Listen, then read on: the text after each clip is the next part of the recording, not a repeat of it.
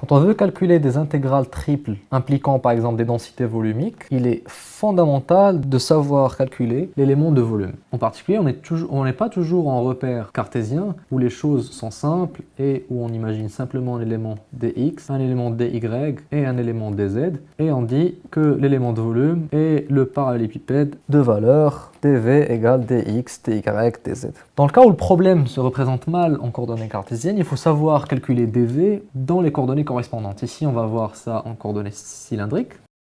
Et donc, dans une représentation cylindrique, un point N est repéré grâce à un cylindre virtuel de rayon R, qui est la distance entre N et l'axe OZ, et orienté par l'axe OZ toujours. Dans ce cas-là, il n'est pas très difficile de voir que, en s'inspirant de la façon de construire ce volume élémentaire avec des déplacements élémentaires, si on déplace M d'une petite distance dr par rapport au cercle virtuel qu'on a tracé. Si on le fait tourner autour de l'axe OZ par un petit angle dθ, il va décrire un arc de longueur r dθ. Et enfin, si on le fait déplacer le long de l'axe OZ avec un déplacement élémentaire dz, ceci va nous créer un élément de volume dont les éléments de valeur sont dr, dz et r dθ.